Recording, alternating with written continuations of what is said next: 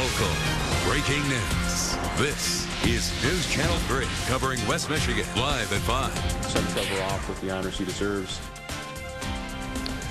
A week after being killed in the line of duty, West Michigan comes together today to say goodbye to Officer Trevor Slott. We're live with how you can help honor his life and sacrifice.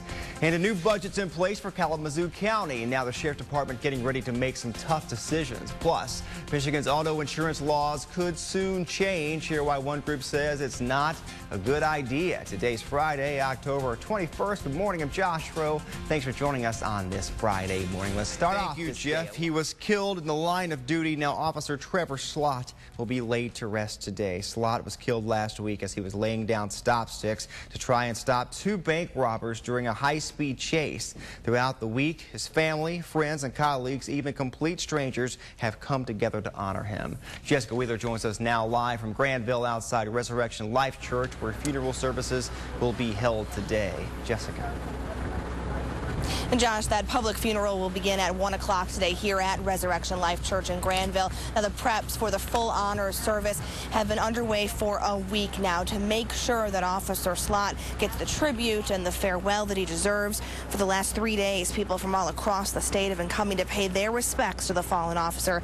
And today we're expected to see a huge law enforcement presence with representatives from all over Michigan and even other states coming to the funeral. Officer Slott's body is expected to arrive at Resurrection Life Church around 10:30 this morning. The honor guard will escort him. The public funeral then begins at 1 with the procession through Walker. Following that, he will then be buried at Rosedale Cemetery. Now, the public is also invited to line the procession from the church to the cemetery. Officer Slott's body will be brought through the city of Walker as part of the procession.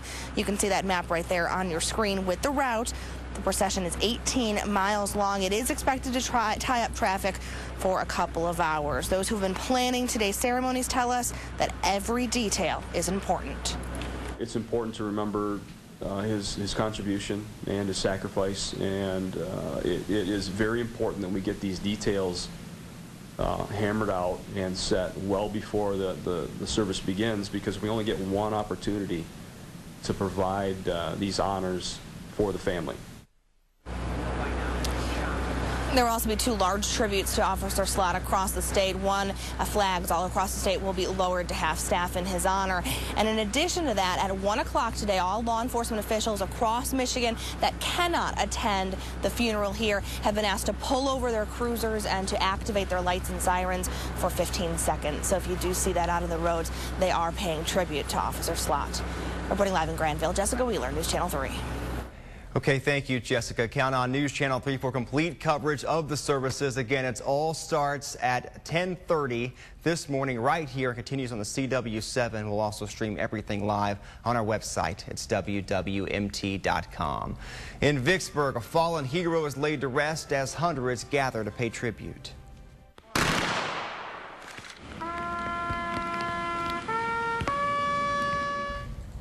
Captain Drew Russell was killed earlier this month while serving in Afghanistan. He was helping lead a unit in the Kandahar province when it came under a grenade attack. Yesterday, his flag-draped coffin was carried into St. Martin Church in Vicksburg for a funeral mass. People then lined the streets of a procession route to the cemetery grounds where he was laid to rest. There will be big budget cuts in Kalamazoo County to make up for a $4 million shortfall. Last night, Kalamazoo County Commissioners finalized the 2012 budget. One of the biggest departments that will be affected is the Sheriff's Department.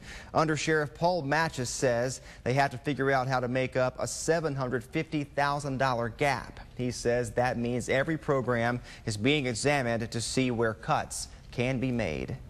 We are already on a bare bones diet, and so anything we do, any cuts we make will be directly related to services. And there is no sacred cow, there is no sacred program. Everything is fair game at that point.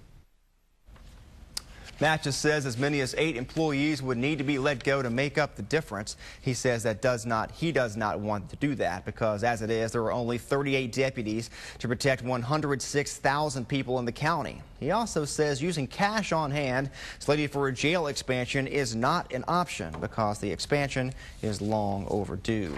The decision on what cuts will be made is expected by the first week of November and are slated to go into effect by the first of the year.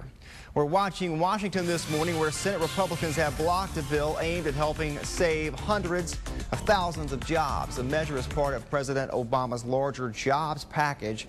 It would have given states $35 billion to help keep teachers, firefighters, and police from being laid off. And Congressman Fred Upton is joining us live later this morning to talk about that and several other issues. Be sure to tune in for that between 6 and 7 a.m. this morning. It's the big story still topping headlines around the world this morning: the capture and death of ousted Libyan leader Muammar Gaddafi.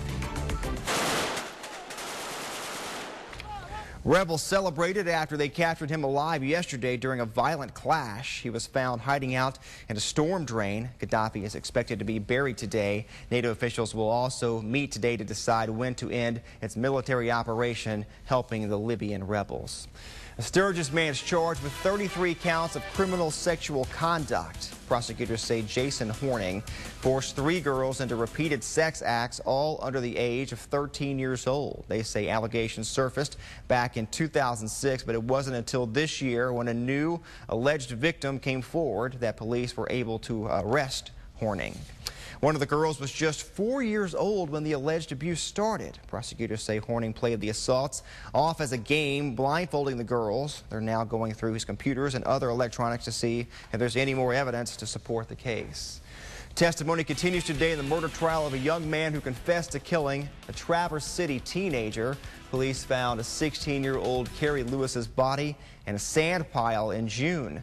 They say 18-year-old Robert Schwander led them to the body and admitted he killed her in a struggle. The prosecution says he stabbed her to death, but the defense claims he only strangled her, and police accidentally punctured her body with probes while searching the sand pile.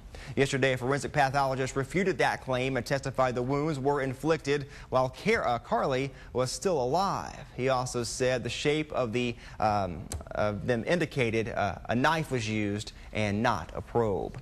Jamie Graybeal is headed to trial. She's a Matawan woman accused of a serious hit and run last month. Investigators say she hit Dorleen Ryder's car on 131, forcing it off the road. She has been charged with 2 felonies, reckless driving and leaving the scene of an accident.